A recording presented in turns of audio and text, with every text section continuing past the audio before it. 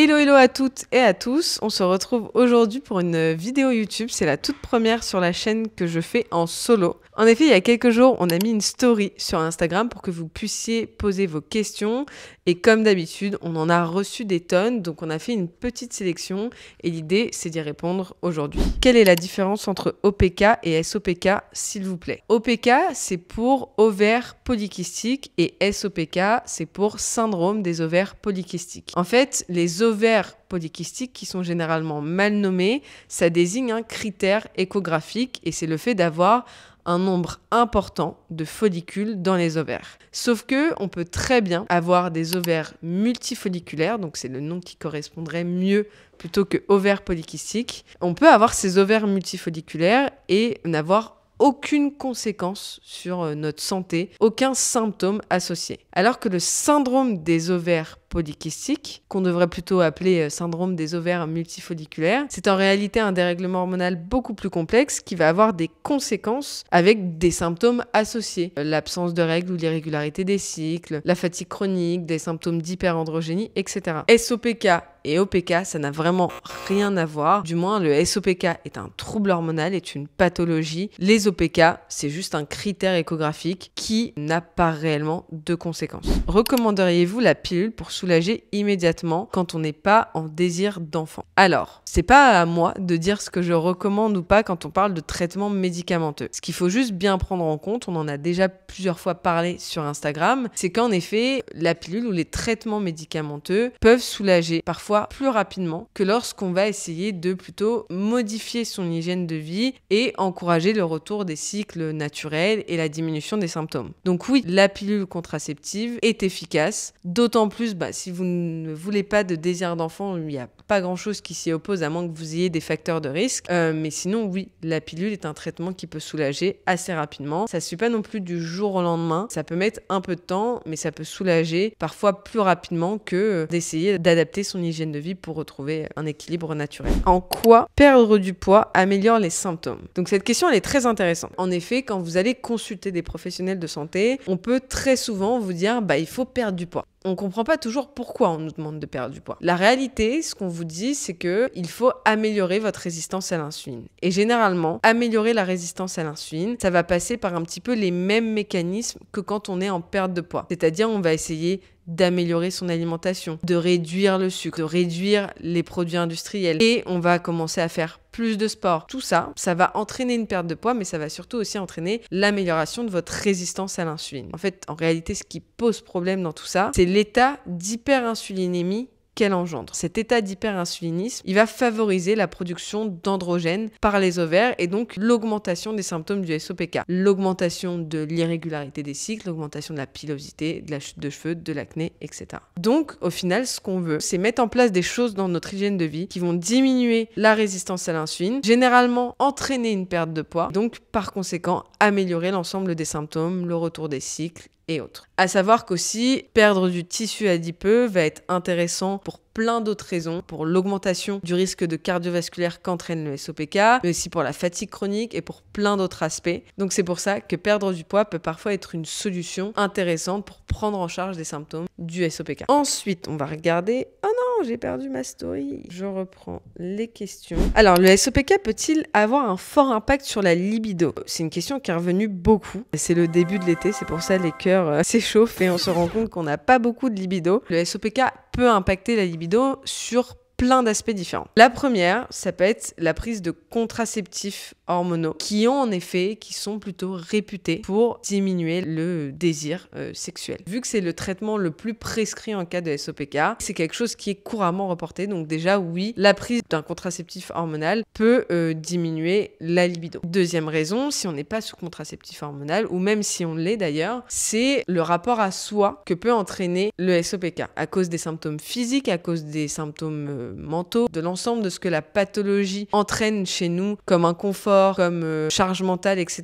Ça peut laisser un peu moins de place pour le désir sexuel, ça peut laisser un peu moins de place pour l'intimité dans le couple, ça peut aussi impacter le fait qu'on se sente à l'aise face à un partenaire ou une partenaire. Donc oui, en ce sens-là, ça peut impacter la libido. Troisième point, mais tout ce qui est dysfonction sexuelle, donc comme les dyspareunies, les douleurs pendant les règles, le vaginisme. Les femmes concernées par le SOPK ont davantage de risques d'être concernées par des dysfonctions sexuelles. Il y a des études qui ont montré que les femmes reportaient plus souvent des douleurs ou alors un manque de plaisir. Donc ça va aussi impacter le désir et la libido. Et il y a un autre point encore que moi je vois, c'est toute la partie ovulation. Les pics de libido peuvent s'expliquer au moment de l'ovulation, notamment parce qu'il y a plus d'hormones qui sont sécrétées à ce moment-là, plus d'oestrogène, mais aussi un peu plus de testostérone. Et cette testostérone, elle va aussi être responsable d'augmenter la libido. Sauf que quand il n'y a pas d'ovulation qui se produit parce qu'on a des cycles irréguliers ou autre, ça peut diminuer cette période où justement c'est généralement là qu'on ressent un peu un pic de libido. Pour récapituler,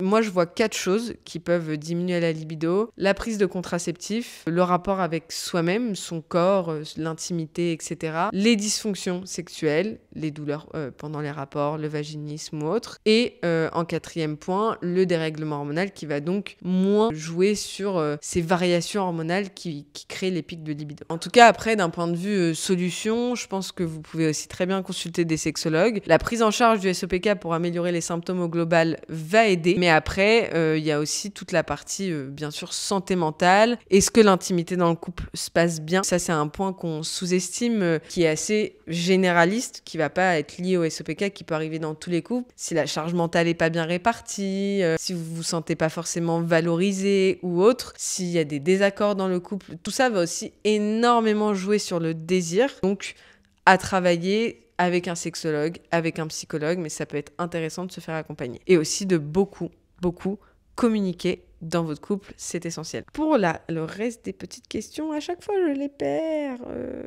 Ouais, il y a beaucoup de questions, ça veut dire de répondre à tout. Oui, sinon on fera une partie 2. En effet, Emma dit qu'on fera une partie 2. Je pense que c'est pertinent. Est-il vrai que l'insulinorésistance est pour beaucoup de la cause de la pathologie? En gros, l'insulinorésistance, comme je disais, entraîne un état d'hyperinsulinisme. Et c'est cette hyperinsulinémie qui va augmenter la production d'androgène par les ovaires. Et donc, qui dit plus d'androgène dit plus de symptômes, plus de dérèglement hormonal. Donc, en effet, c'est pas la cause, parce que le SOPK, aujourd'hui, la cause identifiée, c'est vraiment un dérèglement hormonal avec lequel on naît, qui se provient du cerveau, des ovaires. C'est un dérèglement hormonal global et complexe. On dirait pas que c'est une résistance à l'insuline qui va faire apparaître le SOPK, parce qu'il y a des SOPK qui n'ont pas de résistance à l'insuline. Par contre, il est vrai que généralement, le SOPK est accompagné d'une résistance à l'insuline, et quand c'est le cas et qu'elle n'est pas bien gérée, on va vraiment avoir une augmentation des symptômes, de la manifestation du SOPK. Donc ce n'est pas la cause, mais ça va faire partie des facteurs d'intensification du SOPK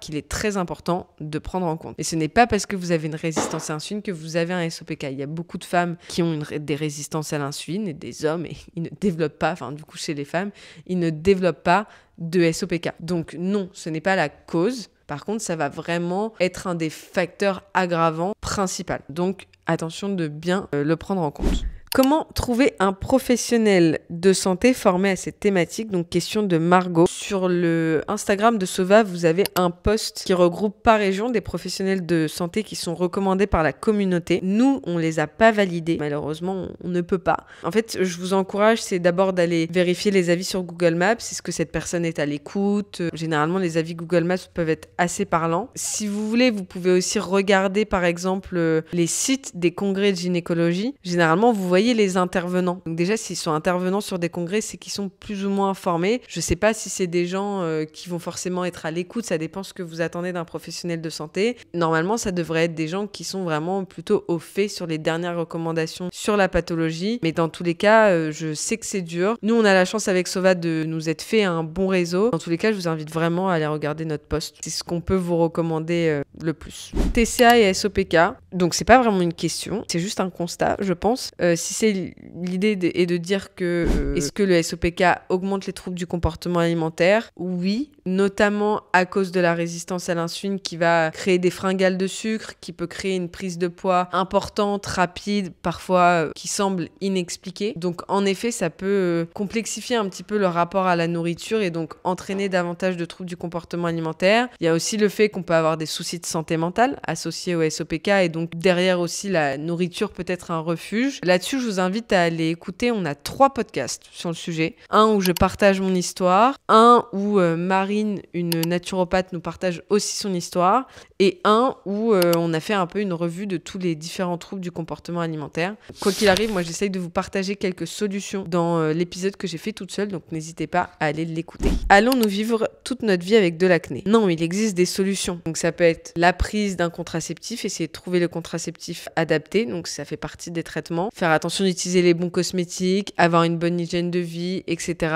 Alors dit comme ça paraît super simple, ça ne l'est pas du tout. L'acné est un symptôme très difficile à prendre en charge. Je vous invite vraiment, dans tous les cas, à les consulter pour avoir un traitement. N'hésitez pas aussi à vous faire accompagner, peut-être de diététiciennes spécialisées, des naturopathes. Faites attention à, bien sûr, à qui vous allez voir et les recommandations qui sont faites, mais c'est important de tester différentes choses. L'acné peut venir de plein de choses différentes, les troubles digestifs, le dérèglement hormonal dans le cadre du SOPK, enfin il y a vraiment beaucoup de choses différentes qui peuvent encourager de l'acné. Donc n'hésitez pas à consulter, n'hésitez pas à agir sur le dérèglement hormonal à travers le sport, à travers la gestion du stress, etc. Voilà, on sait que c'est un symptôme assez difficile avec lequel vivre. À savoir que nous aussi on a un produit qu'on a développé spécifiquement qui pourrait vous aider, qui est notre tisane. Vraiment, il faut avoir une approche 360, la prendre en charge avec un traitement médicamenteux. Et côté hygiène de vie, c'est vraiment tous les piliers de l'hygiène de vie, donc tout ce qu'on partage déjà sur notre compte. On a un article de blog sur le sujet aussi que vous pouvez aller voir. En tout cas, je te souhaite plein de courage parce que je sais à quel point l'acné peut être difficile à vivre. À savoir que parfois on n'en a pas sur le visage, mais on peut en avoir dans le dos, ça a été beaucoup mon cas. Et c'est aussi complexant. Là-dessus, c'est beaucoup de tests pour voir ce qui fonctionne, ce qui permet d'améliorer l'acné. Moi, la plus grosse erreur que j'ai vue, c'est quand même souvent d'utiliser des cosmétiques exfoliants qui sont très agressifs, alors que justement ça ne fait qu'empirer la chose. Donc faites attention aussi aux cosmétiques que vous utilisez, qui peuvent parfois beaucoup agresser la peau, même empirer les choses. Donc ça c'est un petit point sur lequel je voulais revenir. Est-ce que l'on peut retrouver des taux hormonaux optimaux avec l'hygiène de vie adaptée? Est-ce qu'on peut retrouver un rapport LH-FSH normal? Alors oui, tout à fait. Vous pouvez avoir un bilan biologique qui finit par être tout à fait normal. Dans mon cas, moi, j'ai eu à des moments des bilans biologiques tout à fait normaux, où on pouvait presque plus croire que du coup, j'avais le SOPK, j'avais toujours des ovaires multifolliculaires, mais au bilan, mes cycles étaient réguliers, j'avais pas d'hyperandrogynie. Donc oui, on peut revenir à cet état quasiment d'équilibre, à savoir qu'il y aura toujours des déséquilibres quelque part dans tous les cas quand il y a un SOPK, mais voilà, on peut nettement améliorer les choses. Alors on a une question qui est très très intéressante puisque c'est mon sujet du moment. Pour le sport, trop intense, ça déclenche le cortisol, pas assez, pas de résultat. Je sais plus quoi faire. C'est un énorme sujet parce qu'on voit sur les réseaux qu'il faut faire que du yoga, sinon ça augmente le cortisol, ça va augmenter l'hormone du stress. Par contre, si on n'en fait pas assez, on peut personnellement ne pas voir beaucoup de différence. Je vais parler des recommandations et après je pourrais vous faire un exemple sur mon cas. Les recommandations internationales de santé de manière générale, c'est de cumuler une activité de renforcement musculaire, de développement de masse musculaire et une activité cardiovasculaire. Les deux sont très très importants en cas de SOPK. La partie cardiovasculaire parce qu'elle va prendre soin de votre santé cardiovasculaire. On sait que le SOPK peut augmenter les risques cardio, donc c'est assez important de prendre soin de son cœur, de faire un peu monter le cardio plusieurs fois par semaine. Et puis la partie renfort musculaire, elle va être très intéressante parce que la masse musculaire va avoir un impact sur votre métabolisme. Quand on a un SOPK, qu'on a une résistance à l'insuline, on peut avoir tendance à avoir un métabolisme un peu au ralenti, comme on dit dans le jargon courant. Donc dans ce cas-là, c'est ultra intéressant. On pourrait par exemple imaginer 20 minutes de HIIT ou 20 minutes de tapis en pente ou 20 minutes de running chill et puis ensuite du renfort musculaire à la salle par exemple. Et ça, on essaye de le faire 3 à 4 fois par semaine et les recommandations disent au moins 20 minutes, je crois, voire même, je crois que c'est au moins 30 minutes. En étant une personne qui gère une entreprise, qui a une vie personnelle remplie, j'arrive à caler 15 heures de sport dans mon agenda, à certains moments, pas tout le temps. Caler 2 heures est vraiment faisable. Il faut arriver à prioriser dans son agenda. Le sport doit être une priorité. Qu'est-ce qu'on dit par rapport à si j'en fais pas assez, j'ai l'impression que ça change rien, si j'en fais trop, ça augmente le cortisol. Je peux vous dire qu'avant de vraiment aller stimuler le cortisol, il faut vraiment vraiment en faire beaucoup. Pour être dans le cas où j'ai fait une prépa marathon, suivi d'une prépa trail, suivi maintenant d'un aerox, etc. Il y a des semaines où je me suis entraînée à vraiment 15-16 heures par semaine, où là, en effet, je pouvais sentir que j'allais chercher dans mes réserves, que c'était pas terrible pour mes hormones parce que quand j'ai tenu ces périodes-là trop longtemps, mes cycles se sont un peu rallongés. Peut-être que je ne mangeais pas assez, que mon alimentation n'était pas adaptée à cette charge d'entraînement. Enfin, il y a certainement plein de facteurs. Mon repos aussi et le stress que l'entreprise peut générer, tout ça cumulé, ont fait certainement que ça m'a un petit peu surstimulée. Par contre, il a vraiment fallu que je puise dans mes ressources pour en arriver là. Donc, pas de panique. Avant d'aller surstimuler votre cortisol et stresser votre organisme, il va falloir y aller quand même. À partir du moment où vous voyez pas que c'est un problème, et que ça vous fait du bien, c'est que c'est bon. Il faut juste s'écouter à partir du moment où votre corps va commencer à vous envoyer des signaux d'épuisement. Dans ce cas-là, il faut être à l'écoute et ralentir, chose que moi, par exemple, j'ai pas forcément fait. Pour vous donner un ordre d'idée, 15 heures de sport par semaine, c'est un peu plus de 2 heures par jour, ce qui est vraiment assez important. Sachant qu'il y avait des activités vraiment intensives, c'était pas 15 heures de yoga du tout, plutôt 15 heures de run avec du dénivelé, de la muscu couplée à du cardio, enfin voilà. Donc je pense que vous pouvez y aller avant d'aller épuiser votre corps. Il faut, je pense, avant tout rester à l'écoute des signaux qu'il nous envoie. On a une question qui est: quelle contraception choisir? C'est à toi de voir en fonction de ta situation. Est-ce que tu veux des hormones? Est-ce que tu veux pas d'hormones? Est-ce que à date ton SOPK il est sous contrôle en quelque sorte, ou est-ce que c'est le bazar? Si c'est le bazar, c'est quand même peut-être mieux d'essayer de le canaliser avec en plus une contraception hormonale. Il n'y a pas de contraception parfaite pour le SOPK. La contraception parfaite, c'est la contraception qui vous convient à vous. J'ai fait la pilule, j'ai fait le stérilet en cuivre. Aujourd'hui, celle qui me convient le mieux, c'est la symptothermie. Mais parce que je me suis formée, parce que j'ai pris le temps, parce que je fais aussi très attention. Donc en fait, il n'y a pas de bonne réponse. La pilule va être intéressante si vous cherchez aussi une solution qui va maîtriser vos symptômes, si vous n'avez pas de contre-indication à la prise de la pilule, et si vous la supportez bien, qu'elle ne vous crée pas d'effets secondaires. Dans ce cas-là, pourquoi pas? Tout ce qui est stérilé, hormonal, ça va être un peu les mêmes sujets que la pilule. Est-ce que votre SOPK est sous contrôle ou pas? Est-ce que vous voulez aussi une solution qui peut vous aider à calmer les symptômes, même si je pense que dans ce cas-là, c'est plutôt la pilule parce qu'elles vont avoir des dosages qui vont certainement être plus adaptés au fait de réduire les symptômes que le stérilet. Est-ce que vous supportez bien d'un point de vue physique? Que vous êtes prête aussi à avoir une contraception qui peut durer 5 ans? Se faire poser un stérilet, c'est vrai que ça peut être plus intéressant si on veut un bébé dans 1 an. Dans ce cas-là, c'est peut-être un peu moins invasif de plutôt passer par une pilule, par exemple. Ensuite, on va avoir le stérilet en cuivre. Le stérilet en cuivre, pour ma part, je l'ai plutôt bien supporté, à part que bien sûr j'avais des règles un peu plus abondantes et un peu plus douloureuses. Hormis ça, je le supportais bien. Moi, je l'ai retiré parce que je pense qu'il n'était pas très bien placé et qu'il pouvait me gêner pendant les rapports. Ça n'a pas fait flamber, par exemple, mon SOPK comme peuvent avoir certaines personnes. Ça a vraiment pas eu d'impact sur mon SOPK. Juste, l'inflammation que crée le stérilet en cuivre va augmenter les douleurs de règles et augmenter le flux. Pour moi, c'était les seuls points. Et le fait que j'avais un peu des petites douleurs pendant les rapports. Dans tous les cas, je me suis séparée, j'ai préféré le retirer. Voilà. Ou après, il y a d'autres contraceptions. Il y a la cup qu'on peut mettre au fond du vagin avec du spermicide. Ça fait partie des contraceptions. L'implant hormonal. Enfin, il y a beaucoup de contraceptions. Je pense qu'il faut en parler à votre gynécologue. Et après, si je peux dire un mot sur la symptothermie, ça reste quelque chose qui ajoute une petite charge mentale, qui n'est pas forcément en plus partagée dans le couple. Et aussi, quand on a des cycles irréguliers, ça peut être difficile de savoir exactement quand est-ce qu'on ovule, si on a une glaire qui n'est pas très marquée aussi. Ça reste quelque chose sur lequel il faut se former. Sinon, la meilleure des contraceptions reste le préservatif ou l'abstinence, que je ne vous recommande pas. Pour le préservatif, voilà, ça reste une solution qui peut être couplée du coup avec la symptothermie. Donc voilà, la meilleure contraception, c'est celle qui vous convient, mesdames. On m'a diagnostiqué SOPK, j'ai des ovaires polykystiques, de l'hirsutisme et ma prise de sang est bonne, la testostérone, etc. Alors déjà, il faut savoir qu'en androgène, il n'y a pas que la testostérone, il y a aussi le sulfate de DHEA ou les delta 4 endostrés, j'arrive jamais à le dire. Il y a plusieurs androgènes, il n'y a pas que la testo, donc il faut bien aller regarder. Moi, j'ai jamais eu une testo élevée, par contre, j'ai toujours eu un peu les autres androgènes qui étaient un peu élevés. Même si ces androgènes ne sont pas élevés et qu'il y a des symptômes d'hyperandrogénie, ça peut être parce que les récepteurs aux androgènes sont plus sensibles. Donc c'est pour ça que parmi les critères de diagnostic, on va regarder l'hyperandrogénie clinique, donc c'est-à-dire celle qu'on voit à travers les symptômes et l'hyperandrogénie biologique. Mais en gros, le critère, c'est présenter une hyperandrogénie clinique ou biologique.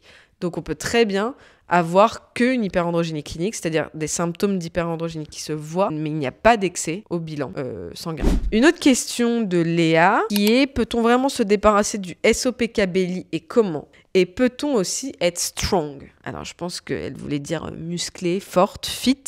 Et ben je suis en pleine exploration également de ce sujet. Personnellement, j'ai jamais réussi à perdre mon SOPK belly, comme on peut l'appeler. Peut-être que ça serait possible, mais moi aujourd'hui, je pense que les efforts que je dois faire pour y arriver vont être vraiment conséquents, que forcément, j'arrive déjà pas très bien à l'implémenter dans ma vie aujourd'hui. Ça voudrait dire que pour le maintenir derrière, j'aurais peut-être besoin de faire sans arrêt attention, et ça me fait un peu peur. Moi, personnellement, je suis dernièrement en recherche de perdre encore un peu de gras pour essayer justement d'aller gratter un peu de ce SOPK belly. C'est assez difficile, je dois l'avouer. J'ai vu des femmes qui ont le SOPK qui n'avaient pas de gras particulier au ventre, comme j'en ai vu en fait la grande majorité qui avaient quand même un petit peu de tissu adipeux à ce niveau-là. Il y a des cas où il y a des femmes qui n'en ont pas. La plupart, il peut y avoir ce petit ventre. Je pense que c'est possible, mais la question c'est à quel prix? Est-ce que vous êtes prête à vous priver de beaucoup de choses? Est-ce que ça sera sain? Pas forcément. Les pertes de poids pas bien faites, ça peut vraiment flinguer encore plus les hormones. Dans le cas du SOPK, elles peuvent être assez sensibles à tout stress sur le corps, donc au final, on peut faire l'effet inverse. Je pense qu'on peut arriver à un tissu adipeux qui est assez peu marqué, tout en gardant le petit SOPK belly. Donc là-dessus, malheureusement, je n'ai pas un milliard de conseils à donner. Et par contre, est-ce qu'on peut être strong ou fit? Oui. Et ça, pour le coup, pour être quelqu'un de très sportive, je pense que j'ai des caractéristiques physiques qui montrent que je suis assez musclée, comme j'ai des quadriceps développés, des ischios aussi, des fesses, des épaules, etc. Oui, on peut vraiment arriver à un physique assez athlétique si on mène une vie et qu'on a l'entraînement sportif qui suit derrière. Il n'y a pas de raison là-dessus. Par quoi on commence pour changer ses habitudes une fois le diagnostic fait?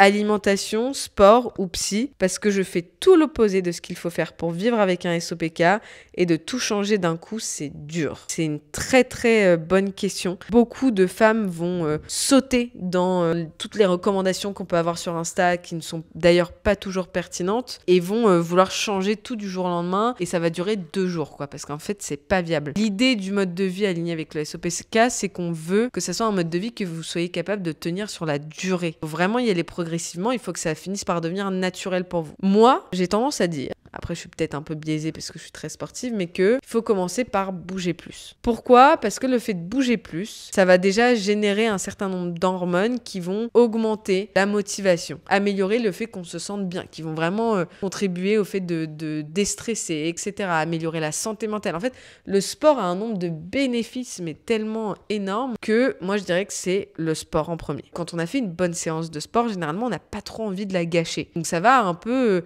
créer une motivation assez naturelle pour améliorer ce qu'il y a dans l'assiette. Et en plus, comme on a fait du sport, ça va améliorer la résistance à l'insuline, ce qui va diminuer les fringales de sucre. Et donc on va moins avoir ces envies de cochonnerie, comme je pourrais dire, enfin ces envies d'aliments très sucrés, d'aliments transformés, etc. On va commencer par bouger plus. Je pense qu'il faut se fixer des objectifs réalistes. Et puis après, on essaye de passer sur améliorer l'alimentation progressivement. Tout en parallèle, si on peut augmenter le sport pour finir aux recommandations dont on a parlé plus tôt, ça peut être intéressant. Donc on disait à peu près 4 fois par semaine, 30 minutes minimum. Si on a un vrai blocage avec le sport et un vrai blocage avec l'alimentation, dans ce cas-là, il faut commencer par le suivi psy. Après, si le sport nous fait déjà du bien, que l'alimentation va aussi suivre et qu'on se sent mieux, on n'aura peut-être pas besoin d'un suivi psychologique. Si vraiment on sent qu'on a des blocages par rapport à l'alimentation, comme des troubles du comportement alimentaire, si on a un vrai blocage avec le sport, qu'on n'aime pas en faire en salle, devant des gens, etc., qu'on se met des limites, dans ce cas-là, n'hésitez pas à commencer le suivi psy avant. Et après, sur tous les autres piliers de l'hygiène de vie, donc commencer à faire attention aux perturbateurs endocriniens, ça peut se faire vraiment dès le début, progressivement. La prochaine fois que vous achetez par exemple un gel douche, quand vous avez fini le vôtre, vous essayez de scanner d'abord pour vérifier que vous achetez un bon gel douche. Et ça va se faire vraiment au fur et à mesure. Ça sert à rien de jeter tout ce qu'il y a dans la maison pour tout racheter. Finissez vos produits et après, au fur et à mesure, essayez d'aller vers des alternatives plus propre. Donc voilà, là-dessus, j'espère que cette vidéo vous aura plu. On va développer un petit peu cette chaîne YouTube. Donc il y aura des backstage, des vidéos avec des professionnels de santé, les formats longs de nos podcasts. N'hésitez pas aussi à aller écouter le podcast, il y a beaucoup de choses dessus. Pensez à vous abonner, mettez un petit message en commentaire si vous avez des questions et on se retrouve bientôt pour la partie 2 de cette vidéo. Tchou tchou!